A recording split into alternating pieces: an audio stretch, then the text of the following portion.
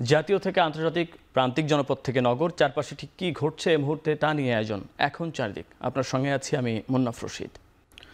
চলতি বছরের ডিসেম্বর থেকে আগামী বছর মার্চের মধ্যে যে কোনো সময় বাংলাদেশে নির্বাচন অনুষ্ঠিত হবে বলে জানিয়েছেন প্রধান উপদেষ্টা ডক্টর মোহাম্মদ ইউনূস। ব্রিটিশ গণমাধ্যম দ্য গার্ডিয়ানকে দেয়া সাক্ষাৎকারে তিনি আরও বলেন, আগামী নির্বাচন হবে গত কয়েক দশকের ইতিহাসে সবচেয়ে অবাধ ও সুষ্ঠু নির্বাচন। ডক্টর ইউনূস দাবি করেন, বাংলাদেশের পরিস্থিতি গাজার মতো করে রেখে গিয়েছিল শেখ হাসিনা। 15 বছর দেশে কায়েম ছিল দস্যু পরিবারের শাসন।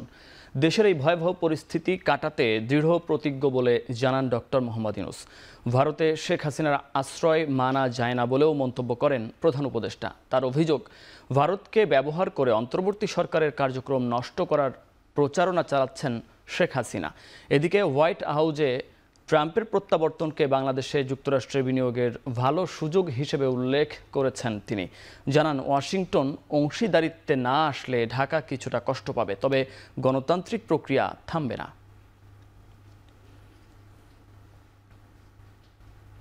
অন্য সরকার ক্ষমতায় এলে আওয়ামী লীগের বিচার করবে তার নিশ্চয়তা নেই বলে দাবি করেছেন এনসিপির আহ্বায়ক নাহিদ ইসলাম। সোমবার রাজধানীর সোহরাওয়ার্দী উদ্যানে জুলাই অভ্যুত্থানে আহত যোদ্ধা ও শহীদ পরিবারের সদস্যদের নিয়ে আয়োজিত ইফতার ও দোয়া মাহফিলে এ কথা বলেন তিনি। এ সময় বিচার ও সংস্কারের রোড ম্যাপ ঘোষণা করতে অন্তর্বর্তী সরকারের প্রতি আহ্বান জানান নাহিদ ইসলাম। সংগঠনটির সদস্য সচিব বলেন, শুধু নির্বাচনের দাবি দিয়ে সংস্কারকে থামিয়ে রাখা সম্ভব নয়। 5 আগস্ট জনগণ আওয়ামী লীগের ব্যাপারে রায় দিয়েছে। এদিকে বিচার ও সংস্কার শেষ হলে নির্বাচন করতে সর্বাত্মক সহযোগিতা করার কথাও জানান এনসিপির নেতারা। জুলাই গণঅভ্যুত্থানের মধ্য দিয়ে বর্তমান সংবিধান ব্যর্থ প্রমাণিত হয়েছে উল্লেখ করে শিগগিরই বিচার সংস্কার ও সংবিধান পরিবর্তনের দাবি নিয়ে রাজপথে নামার ঘোষণা দেন জাতীয় নাগরিক পার্টির শীর্ষ 2 নেতা। এবং রয়েছেন আমার সাথে, আপনারা বিচার ও সংস্কার পিছানোর রাজনীতি করবেন না। বিচার ও সংস্কারের প্রতি ঐক্যমত পোষণ করুন।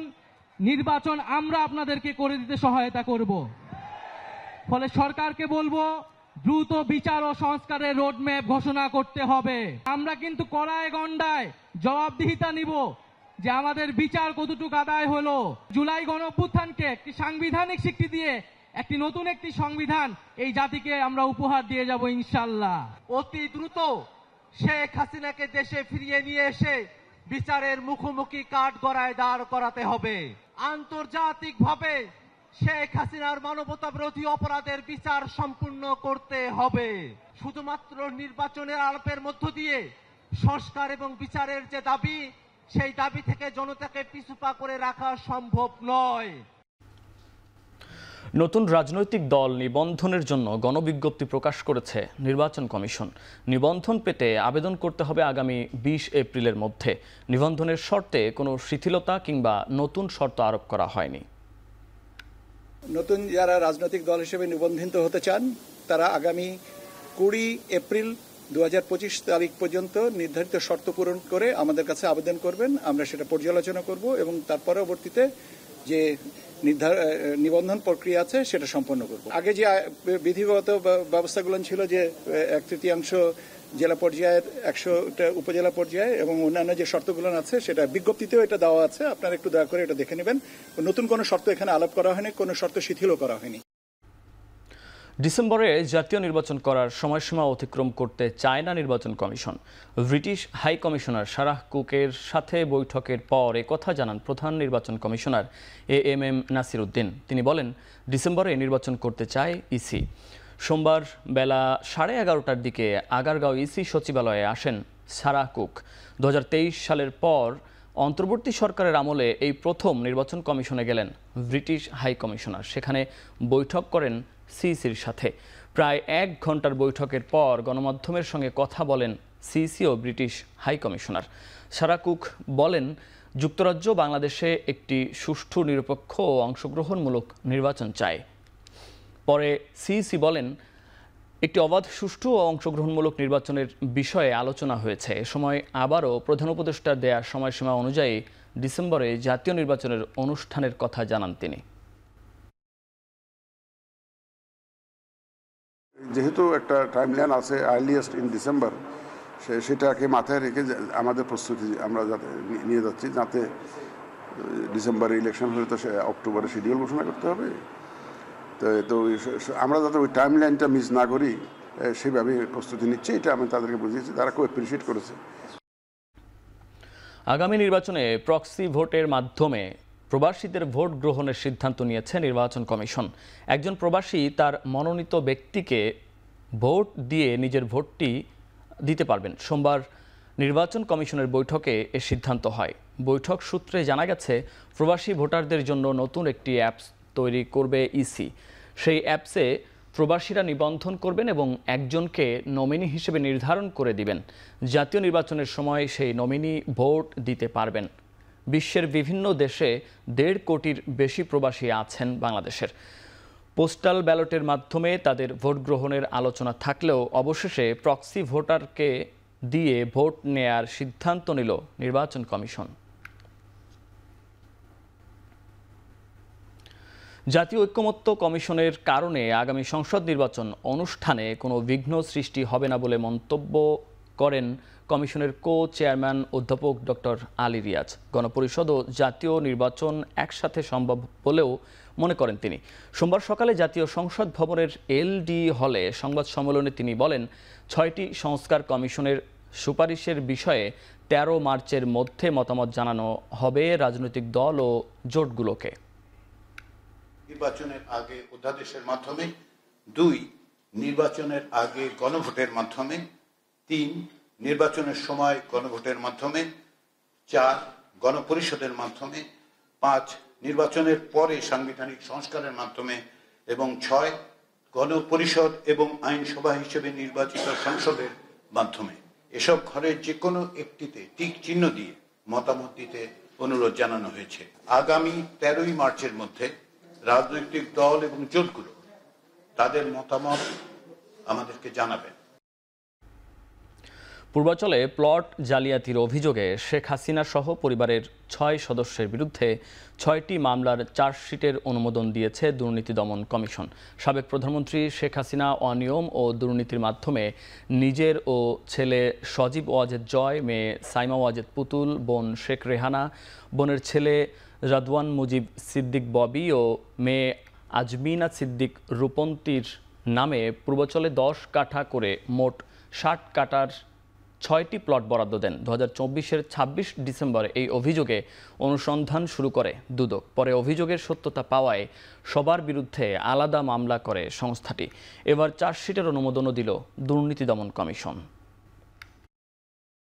রাজুকের কর্মকর্তা এবং গণপূর্ত মন্ত্রণালয়ের কর্মকর্তাবৃন্দ জেনে শুনে সজ্ঞানে পরস্পর যোগ সাজসে নিজেরা লাভবান হওয়া এবং অন্যকে লাভবান করার অসৎ উদ্দেশ্যে বর্ণিত পূর্বাচল আবাসন প্রকল্পের অতি মূল্যবান কূটনৈতিক এলাকায় 27 নং সেক্টরে 203 নং রাস্তার প্লট নং 009 নিজ নামে বাস্তব দখল সহ রেজিস্ট্রি মূল্যে গ্রহণ করে এবং রেজিস্ট্রেশন মূল্যে হস্তান্তর করে এবং হস্তান্তর গ্রহণ করার অবৈধ সুবিধা দিয়ে প্রতারণামূলকভাবে বেআইনি অনুগ্রহ প্রদর্শনের মাধ্যমে আসামিগণ অপরাধে করেছেন মর্মে তদন্তকালে প্রমাণিত হয়েছে। এই কারণে এজাহার নামীয় এবং তদন্তে আগত আসামিদের বিরুদ্ধে দণ্ডবিধির সংশ্লিষ্ট ধারায় এবং দুর্নীতি প্রতিরোধ আইন 1947-এর সংশ্লিষ্ট ধারায় চার্জশিট দাখিলের অনুমোদন প্রদান করা হয়েছে। টাকা পাচার ইস্যুতে 11 কোম্পানি ও ব্যক্তিকে নিয়ে টাস্কফোর্স তদন্ত শুরু করেছে বলে জানিয়েছেন প্রধান উপদেষ্টার প্রেস সচিব শফিকুল আলম। এর মধ্যে শুরুতেই আছে শেখ হাসিনা ও পরিবারের সদস্যদের নাম। ফরেন সার্ভিস একাডেমিতে সংবাদ সম্মেলনে পাচার হওয়া টাকা দ্রুত দেশে ফেরাতে আগামী 1 সপ্তাহের মধ্যে নতুন আইন পাশ করা হবে বলেও জানান তিনি।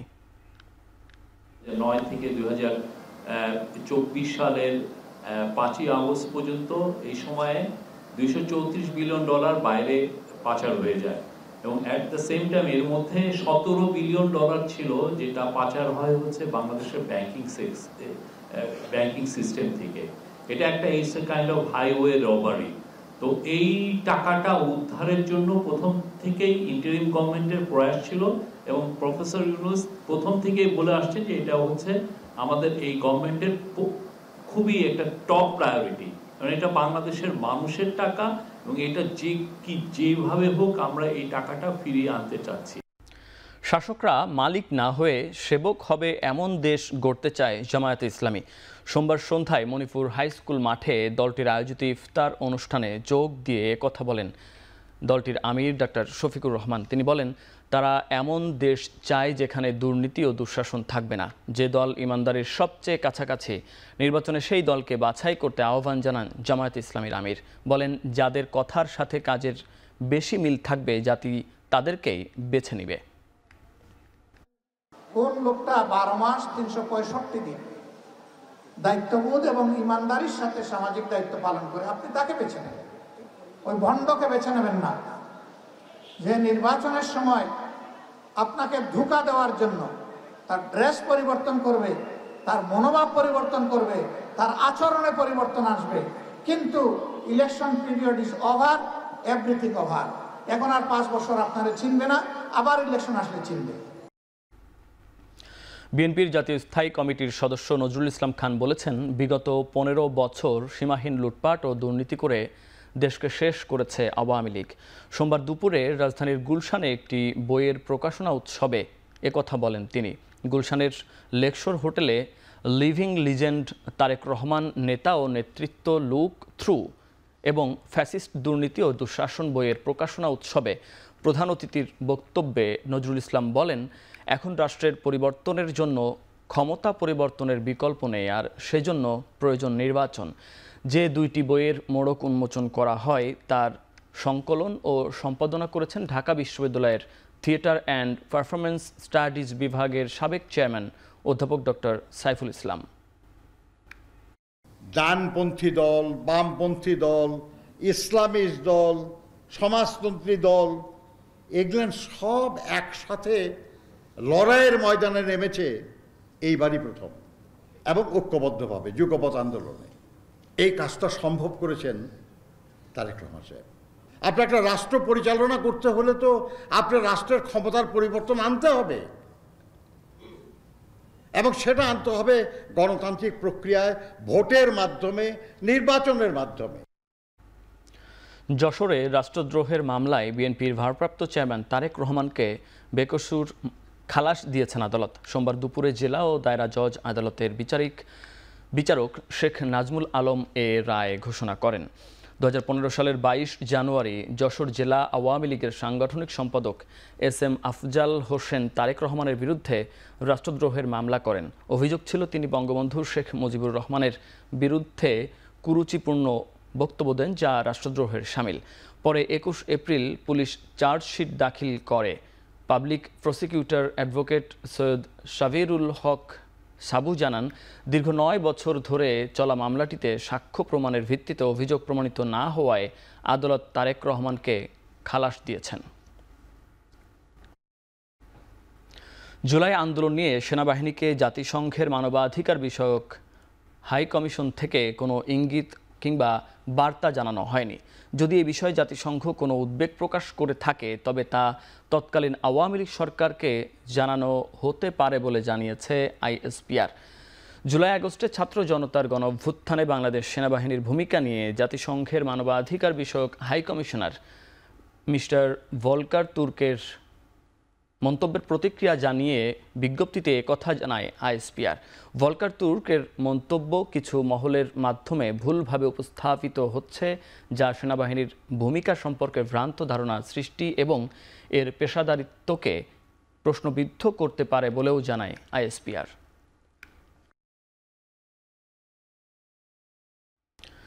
জুলাই আন্দোলনের অন্যতম হটস্পট যাত্রাবাড়িতে শহীদ ও আহতদের স্মরণে দোয়া ও গণ ইফতার আয়োজন করেছে ইনকিলাব মঞ্চ।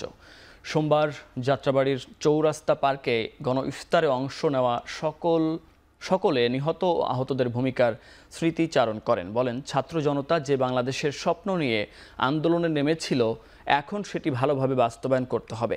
এ সময় ইনকিলাব মঞ্চের মুখপাত্র শরীফ ওসমান হাদি বলেন, আন্দোলনে সবার সম্মিলিত প্রয়াস ছিল বলেই সফল হয়েছে।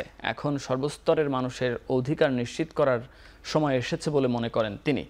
কোনো প্রকার লোভ লালসা ইনকিলাব মঞ্চকে প্রভাবিত করতে পারবে না বলেও জানান তিনি। শেষে আহত ও নিহতদের স্মরণে দোয়া কামনায় মোনাজাত করা হয়। যাত্রাবাড়ি এবং এর আশেপাশে এলাকা নির্মমতার সবচেয়ে বড় দৃষ্টান্ত হয়ে থাকবে এই বিপ্লবে।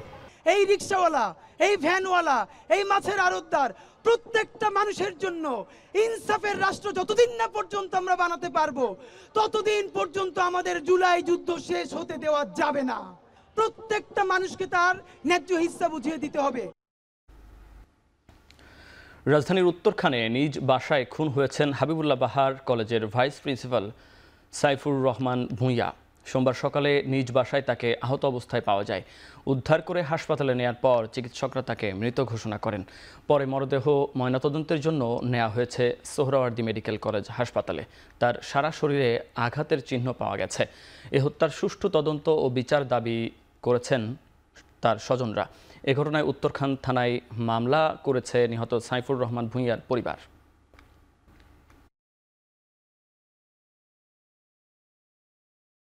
সে মূলত নভেম্বরের শুরু থেকেই বাসায় একেবারে ইরেগুলার হয়ে যায়। সে বাসায় আর আসতো না। আমি তাকে জিজ্ঞেস করতাম যে তুমি কোথায় থাকো রাতের বেলা। আমার ফ্রেন্ডের বাসা। আমার ওখানে একটা জমি আছে উত্তরখানে 2.5 কাঠা। জমির আশেপাশে সে একটা রুমের বাসা ভাড়া নিয়ে থাকতো। আমি কিন্তু এটা জানতাম না যে সে বাসা ওখানে ভাড়া নিয়েছে। তো ওনার ওই স্যারের কাছ থেকে আমি এটা জানি। আর ওইখানেই ওই ভোরের 5টার দিকে মনে হয় ওই মারা গেছেন। উনি দুর্বৃত্তরা মেরে বাসায় এসে মেরে চলে গেছে। দেশ জুড়ে নারীর ওপর সহিংসতা, নিপীড়ন, ধর্ষণ, হেনস্থার প্রতিবাদে দেশের বিভিন্ন স্থানে বিক্ষোভ ও প্রতিবাদ সমাবেশ হয়েছে। দ্রুত দেশের আইন শৃঙ্খলা পরিস্থিতি স্বাভাবিক এবং ধর্ষণের সাথে জড়িতদের বিচারের দাবি জানায় বিক্ষোভকারীরা। সোমবার সকালে বিজ্ঞান ও কলা ও ব্যবসায়ী শিক্ষা অনুষদের বিভিন্ন বিভাগের শিক্ষার্থীরা ধর্ষকের সর্বোচ্চ শাস্তির দাবিতে বিক্ষোভ করেন। বলেন, দ্রুত দেশের আইন শৃঙ্খলা পরিস্থিতি স্বাভাবিক ও ধর্ষণের সাথে জড়িতদের বিচার করতে হবে। এদিন ক্লাস এবং পরীক্ষাও বর্জন করেছে ঢাকা বিশ্ববিদ্যালয়ের শিক্ষার্থীরা। বিচার নিশ্চিত না হওয়া পর্যন্ত তাদের এই প্রতিবাদ কর্মসূচি চলবে বলেও জানান তারা। অন্যদিকে দেশব্যাপী বেড়ে চলা ধর্ষণের প্রতিবাদে নয়াপল্টনের প্রতিবাদী র্যালি করেছে বাংলাদেশ জাতীয়তাবাদী মহিলা দল। সমাবেশে যোগ দিয়ে বিএনপির সিনিয়র যুগ্ম মহাসচিব রুহুল কবির রিজভী বলেন, অন্তর্বর্তী সরকারের সময়ে ধর্ষণের মতো ঘটনা বাড়ার কারণ প্রশাসনের দুর্বলতা। ধর্ষকদের বিচারের দাবিতে হাইকোর্টের সামনে বিক্ষোভ করে ছাত্রদল। যখন ঘটনা ঘটে আমরা কি করব? আমরা দেখছি অপরাধীদেরকে ছাড় দেওয়া হবে না। আরে অপরাধী অপরাধ করার আগেই যদি আপনার আইনের প্রয়োগ ঠিকঠাক মতো হতো, আইনের শাসন প্রয়োগ করা হতো, তাহলে এই পরিস্থিতি হতো না। 2-1 গুপ্ত সংগঠনের নেতারা যারা এখনো নারী নিপীড়নের পক্ষে তদবির করছে তাদের বিষয়ে কিন্তু অন্তর্বর্তীকালীন সরকারের অত্যন্ত সতর্ক ব্যবস্থা গ্রহণ করা উচিত। যে ধর্ষণগুলো হয়েছে সেটার আমরা বিচার চাচ্ছি এবং যাতে এগুলো আর কখনো না হয়, কোনো মানুষ যাতে হ্যারাসমেন্টের শিকার না হয় তার জন্য আমরা প্রতিবাদ করছি। এবং যারা ধর্ষক তারা কিন্তু খুব প্রকাশ্যে ঘুরে বেড়ায়। অন্যদিকে যে মেয়েটা ধর্ষিতা হয়েছে তাকে কিন্তু সবসময় একটা ভয় বা একটা ইয়ার মধ্যে কিন্তু থাকতে হয়। দেশে যে ধর্ষণের যে মহাসমারোহ দেখা যাচ্ছে, এইটা বন্ধ করার জন্য আমরা সকল ডিপার্টমেন্ট চাই যে এটা যেন খুব দ্রুতই বন্ধ হয় এবং সরকার যেন খুব দ্রুত এর জন্য পদক্ষেপ নেয়। যারা ধর্ষক তাদের পরিচয় সবার দিতে হবে এবং তাদের শাস্তি অবশ্যই নিশ্চিত করতে হবে। নারীর প্রতি সকল ধরনের সহিংসতা রোধে অতিসত্বর দৃষ্টান্তমূলক ব্যবস্থা নেওয়ার আহ্বান জানিয়েছেন বেসরকারি বিশ্ববিদ্যালয়ের শিক্ষক ও শিক্ষার্থীরা। সোমবার সকালে রাজধানীর বেইলি রোডে স্ট্যামফোর্ড বিশ্ববিদ্যালয়ের শিক্ষক ও শিক্ষার্থীরা প্রতিবাদ সমাবেশের আয়োজন করে। এ সময় শিক্ষার্থীদের হাতে থাকে ধর্ষণের বিরুদ্ধে প্রতিবাদ স্বরূপ বিভিন্ন ব্যানার ও ফেস্টুন। প্রতিবাদ সমাবেশে অতি দ্রুত এ ধরনের সকল ঘটনার দৃষ্টান্তমূলক শাস্তির দাবি তোলেন শিক্ষক ও শিক্ষার্থীরা। তারা বলেন, প্রয়োজনে আইন পরিবর্তন করে রাষ্ট্রের সকল নাগরিকের নিরাপত্তা নিশ্চিত করতে হবে।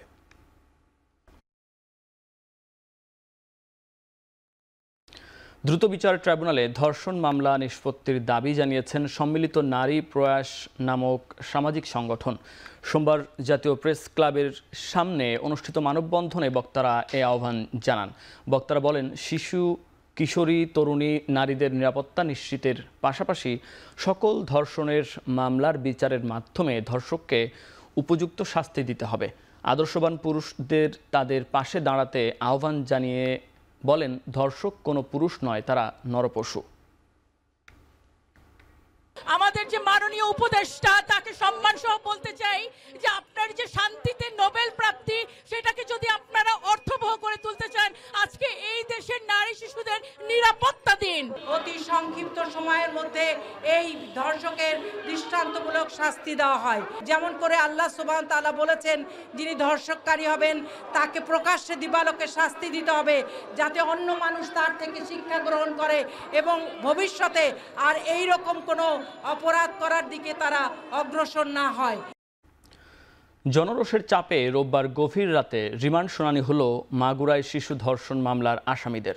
পরে ঘটনায় প্রধান আসামি হিটু শেখের 7 দিনের রিমান্ড মঞ্জুর করেছেন আদালত।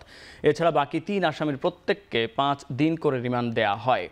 রোববার আসামিদের জেলা ও দায়রা জজ আদালতে তোলার কথা থাকলেও পরিস্থিতি উত্তপ্ত থাকায় গভীর রাতে শুনানি হয়। মামলার তদন্তকারী কর্মকর্তা জানান, সব আসামির 7 দিনের রিমান্ড চাওয়া হলে বিচারক মূল অভিযুক্ত হিটু শেখকে 7 দিন ও বাকি 3 আসামির 5 দিন করে রিমান্ড মঞ্জুর করে। এর আগে গতকাল ধর্ষকের বিচারের দাবিতে আদালত প্রাঙ্গণে বিক্ষোভ সমাবেশ করে মাগুরা বৈষম্য বিরোধী ছাত্র আন্দোলন।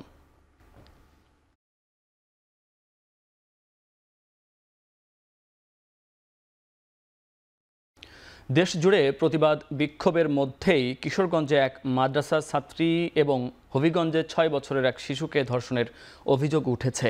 দুটি ঘটনায় জড়িত সন্দেহে 3 জনকে গ্রেপ্তার করেছে পুলিশ জানায়, কিশোরগঞ্জে গত 8 মার্চ রাতে মাদ্রাসা ছাত্রীকে মুখ চেপে ধরে অভিযুক্ত ও তার সহযোগীরা পরে নান্দালা বন্ধ এলাকায় আটকে রেখে তাকে ধর্ষণ করা হয়। 9 মার্চ ঘটনাটি পুলিশকে জানায় ভুক্তভোগীর পরিবার। এদিকে হবিগঞ্জের বানিয়াচংয়ে 6 বছরের এক শিশুকে ধর্ষণের অভিযোগ উঠেছে। ভুক্তভোগী পরিবারের দাবি, রোববার বন্ধুদের সঙ্গে খেলছিল শিশুটি। এ সময় তাকে পাশের একটি বাগানে নিয়ে যায় 2 কিশোর। পরে শিশুটির চিৎকার শুনে স্থানীয়রা এগিয়ে এলে পালিয়ে যায় তারা। শিশুটিকে উদ্ধার করে হাসপাতালে ভর্তি করা হয়। এ ঘটনায় 2 জনের নাম উল্লেখ করে মামলা করে পরিবার। এদিকে ধর্ষণের খবর শুনে মারা যায় শিশুটির বাবা। 1400 দরবারপুর গ্রামে একটি মেয়ে ধর্ষিত হয়েছে। তাৎক্ষণিকভাবে সদর সার্কেল স্যার সহ আমরা ঘটনাস্থলে যাই। ঘটনাস্থলে যে মেয়ে ভিকটিমের নিকট হতে বিস্তারিত শোনার পরে তাৎক্ষণিকভাবে আমরা দর্শককে গ্রেপ্তার করতে সক্ষম হয়েছি। ভিকটিমকে মেডিকেল করে পরবর্তী আইনগত ব্যবস্থা নেওয়া হচ্ছে। নারীদের প্রতি অশালীন অঙ্গভঙ্গি করে উত্ত্যক্তকারী হৃদয় খানকে আমিনবাজার থেকে আটক করেছে সাভার থানা পুলিশ। সামাজিক যোগাযোগ মাধ্যমে নারীদের হিজাব ছাড়া ঘরের বাইরে বের না হতে অশালীন মন্তব্য করে সেখানে হিজাব না পরলে ধর্ষণের শিকার হতে হবে বলেও হেয় করা হয়। ভিডিওতে হিন্দু মুসলিম সম্প্রদায়ের মধ্যে বিরোধ সৃষ্টির অপচেষ্টাও করা হয়। এছাড়া সমাজের সব নারীদের প্রতি পুরুষের দৃষ্টিভঙ্গি নেতিবাচক আকারে উপস্থাপন করে সে। আটক হৃদয়ের বিরুদ্ধে আইনানুগ ব্যবস্থা নেওয়া হবে বলে জানিয়েছে পুলিশ। আমিনবাজারের হিজলা মধ্যপাড়া থেকে তো তাকে গ্রেপ্তার করার ফলে তাকে প্রাথমিক জিজ্ঞাসাবাদে জানা যায় সে টিকটকের করে এবং এটার মাধ্যমে সামাজিক যোগাযোগের মাধ্যমে সে বিভিন্ন রকমভাবে মেয়েদের হেয় প্রতিপন্ন করে। ধর্ষণের ঘটনায় রাষ্ট্রের নিষ্ক্রিয়তা, ধর্ষণ বন্ধে প্রশাসনের ব্যর্থতা ও স্বরাষ্ট্র উপদেষ্টার অপসারণের দাবিতে মিছিল ও নারী সমাবেশ করেছে শাহজালাল বিজ্ঞান ও প্রযুক্তি বিশ্ববিদ্যালয়ের শিক্ষার্থীরা। সোমবার রাতে বিশ্ববিদ্যালয় ক্যাম্পাসে এই কর্মসূচি পালন করেন তারা। এ সময় বিশ্ববিদ্যালয়ের ছাত্রী হলের শতাধিক ছাত্রী অংশ নেয়। প্রথমে তারা পুরো ক্যাম্পাসে ঝাড়ু মিছিল করে স্বরাষ্ট্র উপদেষ্টার অপসারণ দাবি করেন। পরে গোল চত্বরে সমাবেশ করেন। শিক্ষার্থীরা বলেন, সারা দেশে ধর্ষণ, নির্যাতন ও নিপীড়নের ঘটনা বন্ধ হওয়া উচিত। নারীদের নিপীড়ন ও সহিংসতার শিকার না হতে হয়, সেজন্য সরকারকে দ্রুত ব্যবস্থা নেওয়ার আহ্বান জানান শিক্ষার্থীরা।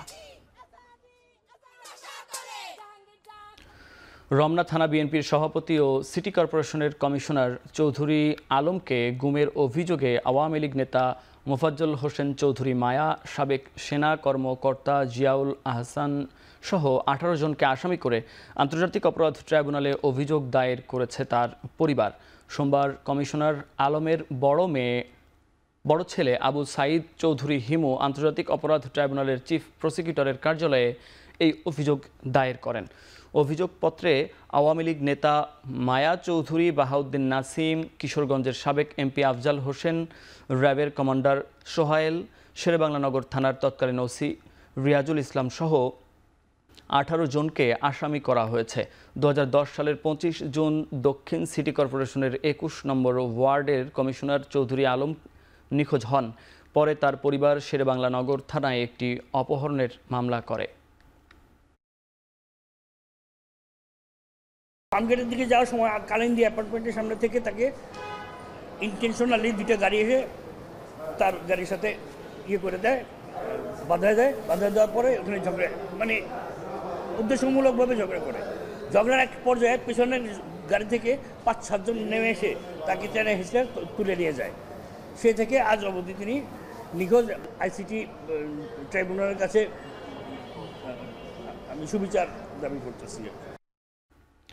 বৈষম্য বিরোধী ছাত্র আন্দোলনে রমনা থানার হত্যা চেষ্টা মামলায় হাসানুল হক ইনু ও রাশেদ খান মিননকে নতুন করে গ্রেপ্তার দেখানো হয়েছে।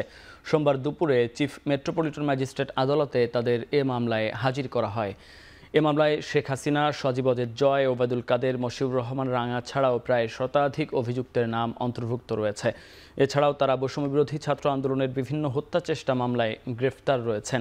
এদিকে দুদকের করা মামলায় নিয়মিত হাজিরা দিয়েছেন জুনায়েদ আহমেদ পলক।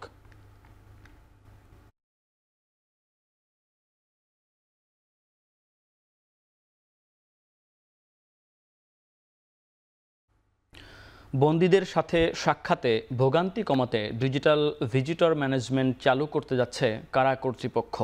নির্দিষ্ট অ্যাপের মাধ্যমে আগেই সাক্ষাৎকারের সময় নির্ধারণ করা যাবে। এতে ভোগান্তি অনেকটাই কমে যাবে বলে মনে করছে কারা কর্তৃপক্ষ।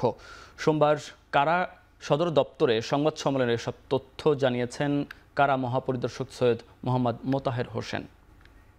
অনলাইনে প্রসেসটা চালু হবে এবং বন্দীরাও জানবে তার দেখা সাক্ষাতের সময় কখন, এবং যে সাক্ষাৎ করতে চান অথরাইজ ওয়ান, ওনার কাছে মোবাইল নোটিফিকেশন যাবে যে ওনার আগামীকালকে সাক্ষাৎকারের ডিউ আছে এবং উনি ওই সময় ধরে গেলে উনি নির্বিঘ্নে সাক্ষাৎ করতে পারবেন বলে আমি বিশ্বাস করি। কারাগারে বর্তমানে আমরা ন্যায়সঙ্গত আচরণ করার জন্য যে প্র্যাকটিস ওইটা চালু করার চেষ্টা করছি এবং আমরা করছি। এক্ষেত্রে শুধু যে বিশেষ বন্দী তা না, যে কোনো বন্দির ক্ষেত্রে আমরা কোনো ছাড় দিচ্ছি না এবং এটা এনফোর্স করার চেষ্টা করছি। নেত্রকোনার খালিয়াজুড়িতে মাছ শিকারকে কেন্দ্র করে সংঘর্ষে নিখোঁজ হওয়া 5 জনের মধ্যে 3 জনের মরদেহ উদ্ধার করা হয়েছে। দুপুরে খালিয়াজুড়ি উপজেলার নাওটানা ও রসুলপুর ঘাট এলাকা থেকে মরদেহ উদ্ধার করা হয়। নিহতরা হলেন আটপাড়া উপজেলার শহীদ মিয়া, কেন্দুয়া উপজেলার হৃদয় ও মদন উপজেলার রোকন মিয়া। পুলিশ জানায়, গত 8 মার্চ হাওরের বিভিন্ন জলমহালে মাছ ধরতে যায় একদল লোক। পরে তাদের বাধা দিলে গ্রামবাসীর সঙ্গে সংঘর্ষ হয়। এ সময় আহত হয় বেশ কয়েকজন, আর 5 জন নিখোঁজ হওয়ার অভিযোগ করেন স্থানীয়রা। পরে রবিবার এ ঘটনায় নিখোঁজ ভুক্তভোগীদের পরিবারের পক্ষ থেকে জিডি করা হয়। পরে সোমবার নাওটানা ও রসুলপুর ঘাটে ভেসে ওঠে তাদের মরদেহ। ব্রাহ্মণবাড়িয়ার নাসিরনগরে ফুটবল খেলাকে কেন্দ্র করে 2 পক্ষের সংঘর্ষে অন্তত 10 জন আহত হয়েছে। সোমবার দুপুরে উপজেলার চাপড়তলা গ্রামে এ সংঘর্ষের ঘটনা ঘটে। পুলিশ জানায়, গত শনিবার চাপড়তলা গ্রামে ফুটবল খেলা নিয়ে ফকির গোষ্ঠীর বাবুর সাথে একই গ্রামের মোল্লাবাড়ি গোষ্ঠীর আকাশের ঝগড়া হয়। এ নিয়ে রোববার সংঘর্ষে জড়িয়ে পড়ে 2 গোষ্ঠী। এরই জের ধরে সোমবার দেশীয় অস্ত্র নিয়ে ফের সংঘর্ষ শুরু হয়। এতে উভয় পক্ষের অন্তত 10 জন আহত হন। পরে পুলিশ ঘটনাস্থলে গিয়ে পরিস্থিতি নিয়ন্ত্রণে আনেন। আহতদের বিভিন্ন হাসপাতালে ভর্তি করা হয়েছে।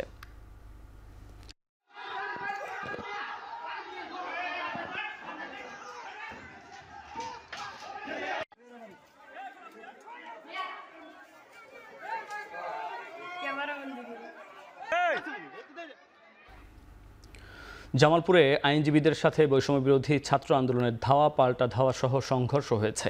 এতে আহত হন উভয় পক্ষের অন্তত 11 জন। দুপুরে জেলা আদালত চত্বরে আইনজীবী সমিতির সামনে এ ঘটনা ঘটে।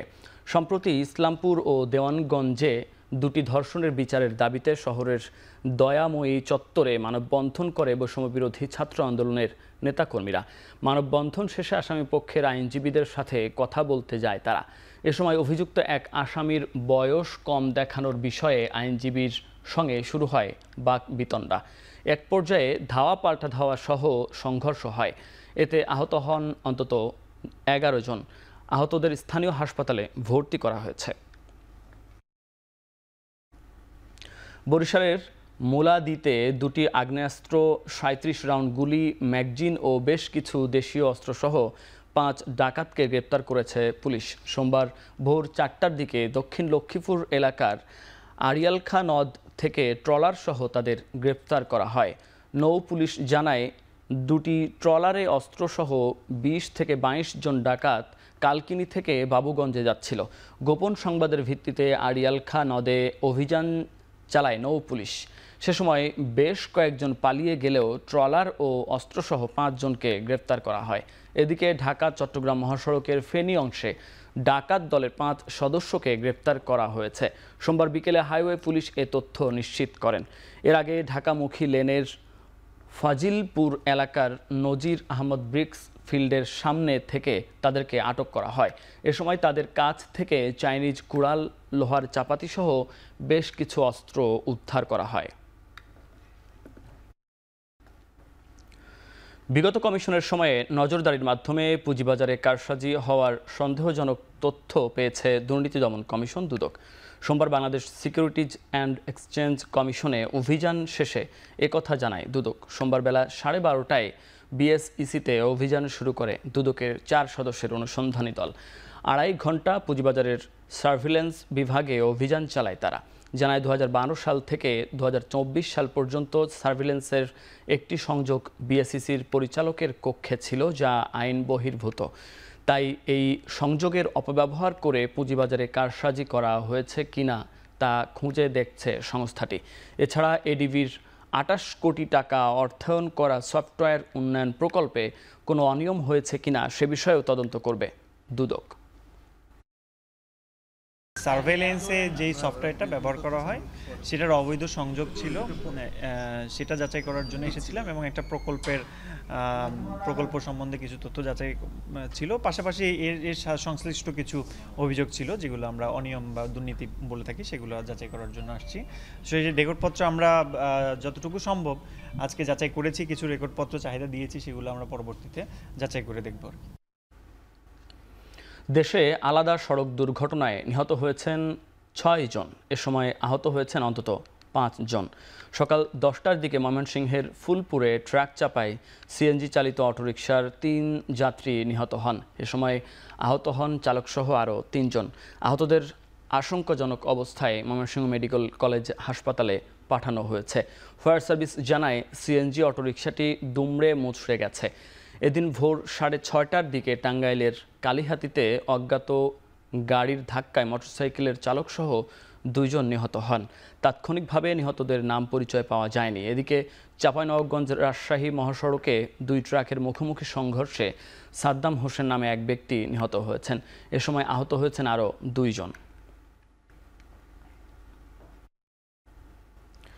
বাংলা নববর্ষের সরকারি ছুটি আরও 4 দিন বাড়ানোর দাবি করেছে পাহাড়ি ছাত্র সংগঠন সমূহ। ঢাকা বিশ্ববিদ্যালয়ের মধুর ক্যান্টিনে সংবাদ সম্মেলনে 4 দফা দাবি তুলে ধরেন তারা। দেশের সকল শিক্ষা প্রতিষ্ঠানসমূহে 12 থেকে 16 এপ্রিল পর্যন্ত মোট 5 দিন সরকারি ছুটি প্রদান করা। 2. উৎসবের সময় এসএসসি ও এইচএসসি কোনো পাবলিক পরীক্ষা না রাখা। সংস্কৃতি রক্ষার ক্ষেত্রে এবং সংস্কৃতি এবং ধারাবাহিকতা রক্ষার স্বার্থে যাতে এই ধরনের ছুটি প্রদান করা হয়। ব্রিটেনের উত্তর সাগরের ইয়র্কশায়ার উপকূলে একটি কার্গো জাহাজের সঙ্গে জ্বালানি ট্যাঙ্কারের ভয়াবহ সংঘর্ষ হয়েছে। এতে জ্বালানি ট্যাঙ্কারে ছড়িয়ে পড়ে আগুন। বিবিসির তথ্য বলছে, জ্বালানি ট্যাঙ্কারটি মার্কিন সামরিক বাহিনীর জন্য তেল সরবরাহের জন্য নিয়োজিত ছিল। জাহাজ ট্র্যাকিং ওয়েবসাইট মেরিন ট্রাফিকের স্যাটেলাইট ছবিতে দেখা যায় গ্রিস থেকে ছেড়ে আসা জ্বালানি ট্যাঙ্কার স্টেনা ব্রিটেনের হাল উপকূলে নোঙর করা ছিল। অন্যদিকে স্কটল্যান্ড থেকে নেদারল্যান্ডসে যাচ্ছিল কার্গো জাহাজ সলং। তবে সংঘর্ষের প্রকৃত কারণ জানা সম্ভব হয়নি। সংঘর্ষের পর দুই জাহাজের নাবিক ও কর্মীরা সাগরে ঝাঁপিয়ে পড়েন। এখন পর্যন্ত 20 জন আহতের খবর পাওয়া গেছে। ফ্রাঙ্কফুর্ট ও মিউনিখ সহ জার্মানির 13টি বিমানবন্দরে একদিনের ধর্মঘট করেছেন কর্মীরা। এতে দেশটির আকাশ যোগাযোগে নেমে এসেছে স্থবিরতা। জার্মান এয়ারপোর্টস অ্যাসোসিয়েশন এভিভির তথ্য বলছে ধর্মঘটের কারণে বাতিল হতে পারে 3,500-এর বেশি ফ্লাইট। এতে ভোগান্তির মুখে পড়বেন প্রায় 6 লাখ যাত্রী। জীবনযাত্রার ব্যয় বেড়ে যাওয়ায় 8% বেতন বাড়ানোর দাবি জানালেও তা প্রত্যাখ্যান করে বিমানবন্দর কর্তৃপক্ষ। এরপরই ধর্মঘটের ডাক দেয় কর্মীদের সংগঠন ভার্ভি ইউনিয়ন।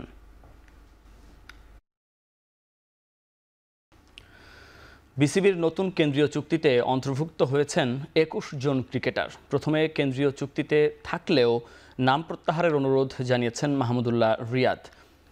বিসিবির নতুন কেন্দ্রীয় চুক্তিতে বড় খবর মাহমুদুল্লাহ রিয়াদের সরে দাঁড়ানো। প্রাথমিক পর্যায়ে নাম থাকলেও পরবর্তীতে জাতীয় দলের এই ক্রিকেটার চুক্তিতে নাম না রাখার অনুরোধ করেন বিসিবিকে। সংশোধিত চুক্তিতে A+ ক্যাটাগরিতে একমাত্র ক্রিকেটার হিসেবে জায়গা পেয়েছেন তাসকিন আহমেদ। সর্বোচ্চ বেতনের এই ক্যাটাগরিতে তাসকিনের বেতন 10 লাখ টাকা। আর সবশেষ ডি ক্যাটাগরির জন্য বেতন ধার্য করা হয়েছে 2 লাখ টাকা। অন্যদিকে চ্যাম্পিয়ন্স ট্রফিতে ব্যর্থতার পরপরই ওয়ানডে ক্রিকেট থেকে সরে দাঁড়ানোর কারণে এ ক্যাটাগরি থেকে এক ধাপ নিচে বি ক্যাটাগরিতে রাখা হয়েছে মুশফিকুর রহিমকে। মে মাসে অনুষ্ঠিতব্য বিসিএল এর আসরে 4 দিনের ম্যাচকে ঘিরে বিসিবির রয়েছে নতুন কিছু পরিকল্পনা। দেশের ঘরোয়া ক্রিকেটে প্রথমবারের মতো গোলাপি বলের প্রচলন হতে পারে বলে জানিয়েছেন বিসিবি পরিচালক আকরাম খান। ন্যাশনাল লিগ যেটা খেলি, যেখানে আপনার 8টা ডিভিশন, সেখান থেকে আমরা 4টা ভাগ করে আমরা ওই টুর্নামেন্টটা করি এবং এটা আমরা আরও এক্সাইটেড করার জন্য এবং যেহেতু মে মাসে আপনার গরম অনেক বেশি পড়ে, তো আমরা এটা জাস্ট প্ল্যান করছি, বাট এখনও ফাইনাল না। যে আমরা চিন্তা ভাবনা করেছি যে হয়তো বা পিঙ্ক বল দিয়ে আমরা করতে পারি। ক্রিকেট মাঠে পুরুষেরা নির্দ্বিধায় খেললেও নারী দলের খেলায় বিধিনিষেধ জারি রেখেছে আফগানিস্তানের তালেবান সরকার। তাই দেশটিকে ক্রিকেট থেকে নিষিদ্ধ করতে আইসিসির কাছে অনুরোধ জানিয়েছে মানবাধিকার সংস্থা হিউম্যান রাইটস ওয়াচ। শিক্ষা ও খেলাধুলায় নারীদের অংশগ্রহণের ওপর তালেবান সরকারের বিধিনিষেধের কারণে আইসিসির কাছে দেশটির ক্রিকেট বোর্ড এসিবির সদস্যপদ স্থগিতের আহ্বান জানিয়েছে HRW।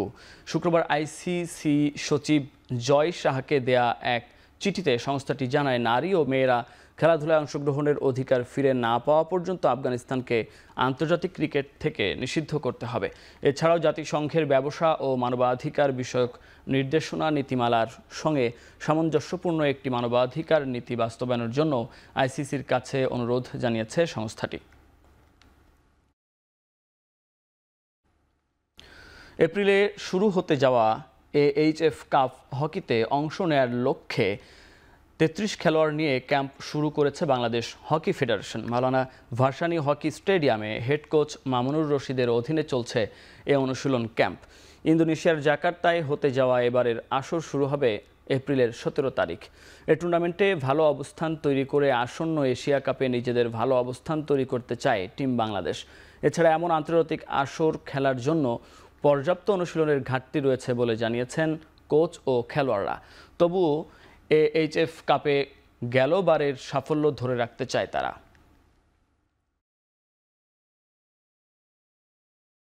অলরেডি এই মেসেজটা দেওয়া হয়েছে যে সিনিয়রদের বিট করতে হলে পারফরমেন্সে বিট করতে হবে।